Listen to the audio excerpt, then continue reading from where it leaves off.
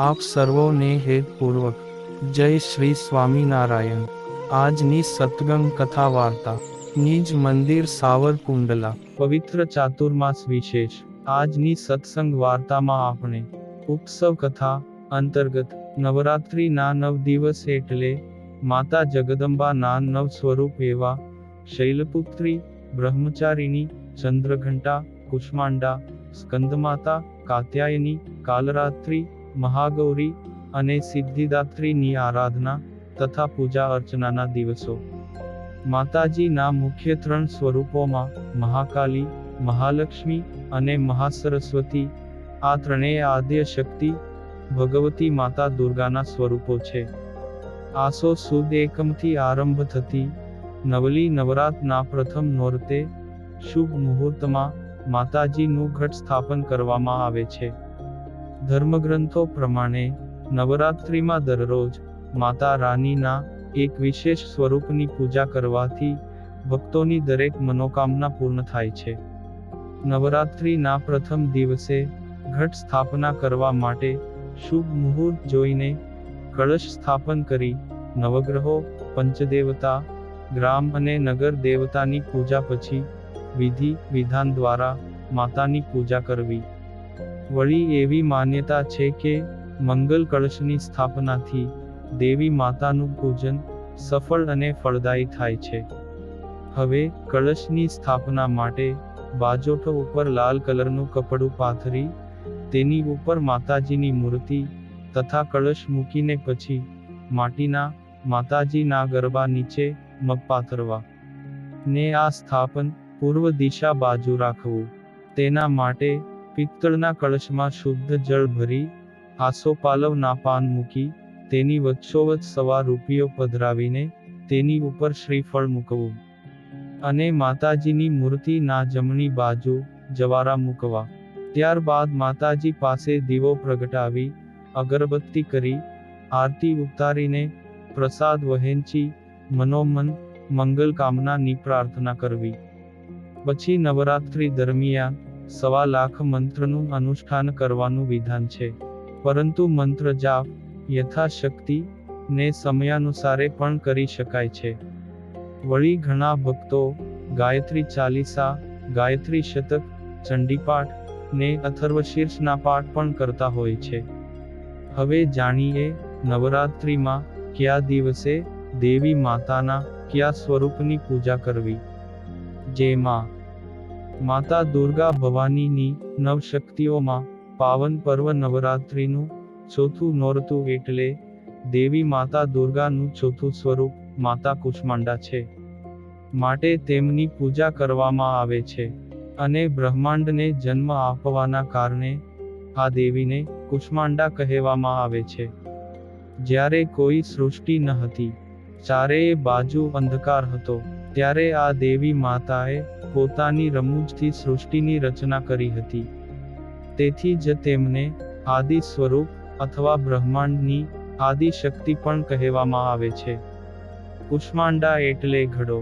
માતાને અર્પણ કરાતું ઘડાનું બલિદાન સૌથી પ્રિય છે, તેથી જ તેમને કુષ્માંડા દેવી કહેવામાં આવે છે। દેવી માતાની 8 ભુજાઓ છે, તેથી તેમને અષ્ટભુજા પણ કહેવામાં આવે છે। તેમના 7 હાથમાં અનુક્રમે કરી, કમંડલ, ધનુષ્ય, બાણ, કમળ, પુષ્પ, અમૃત ભરેલો કલશ, ચક્ર અને ગદા છે અને 8 હાથમાં બધી સિદ્ધિઓ અને ભંડોળ આપતી જપમાળા છે। દેવી માતાનું વાહન સિંહ છે અને તેમને કુંભારના ઘડાનું બલિદાન ગમે છે। સંસ્કૃતમાં કુમ્હાડાને કુષ્માંડા કહે છે, આથી દેવી માતાને કુષ્માંડા કહેવામાં આવે છે। એટલે નવરાત્રિના ચોથા દિવસે દેવી માતા કુષ્માંડાની પૂજા કેવી રીતે કરવી?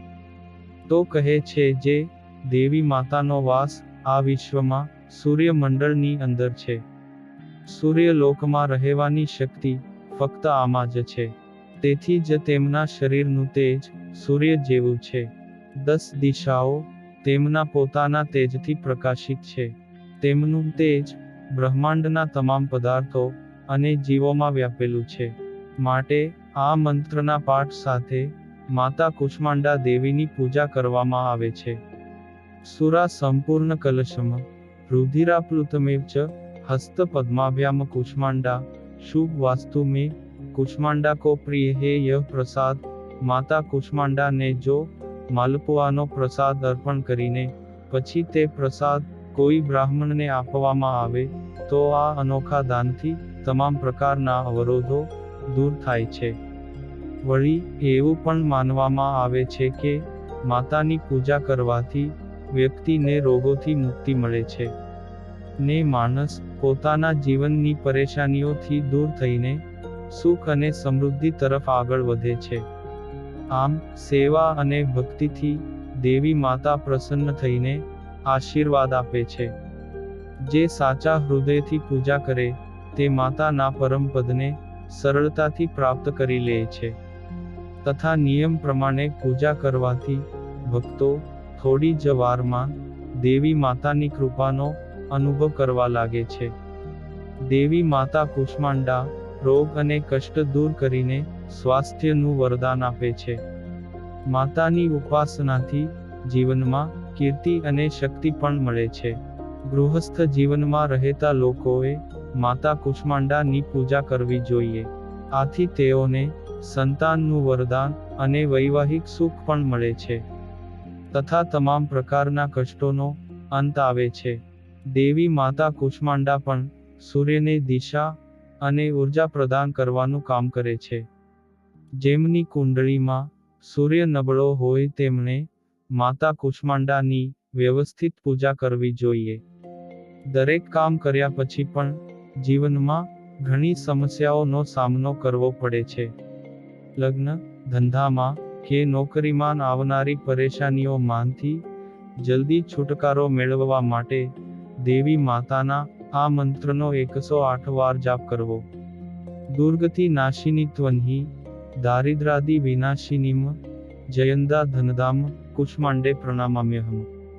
કોઈ પણ પરીક્ષામાં સારા પરિણામ માટે, બુદ્ધિના વિકાસ માટે દેવી દુર્ગાના આ સ્વરૂપના વિદ્યા પ્રતિ મંત્રનો 5 વખત જાપ કરવો.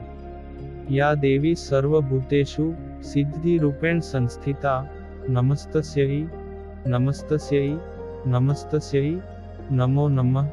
તમારી કોઈ પણ મનોકામના પૂર્ણ કરવા માટે આ મંત્રનો 11 વખત જાપ કરવો. જગન્માતા જગત્કર્ત્રી જગદાધાર રૂપિણીમ ચરાચરેશ્વરી કુષ્માંડે પ્રણામામ્યહમ. સુખ, શાંતિ અને સમૃદ્ધિ વધારવા માટે આજે ગુલાબના ફૂલમાં કપૂર રાખીને માતા કુષ્માંડાની સામે રાખો. ત્યારબાદ માતા લક્ષ્મીના આ મંત્રોથી 6 પરિક્રમા કરતા જાપ કરવો. ઓમ શ્રીમ હ્રીમ ક્લીમ શ્રી સિદ્ધ લક્ષ્મી નમઃ. પછી સાંજે ફૂલમાંથી કપૂર લઈ તેને બાળીને તે ફૂલ દેવીને અર્પણ કરવું. અને તમામ પ્રકારની સમૃદ્ધિ તથા સંતાન માટે 108 વખત જાપ કરવાથી સર્વે મનોકામના પૂર્ણ થાય છે. સર્વ બાધા વિનિર્મુક્તો ધન ધાન્ય સુતાવંતી મનુષ્યમત પ્રસાદે ભવિષ્યતિ ન સંશય. આમ આજે દેવી માતા દુર્ગાના ચોથા સ્વરૂપ માતા કુષ્માંડાના વિધિ વિધાનની વાતો સાંભળી. અને હવે પછીની કથા વાર્તા આપણે આગળના ભાગમાં સાંભળશું. અત્યારે આપ સર્વોને ભાવથી જય શ્રી સ્વામિનારાયણ.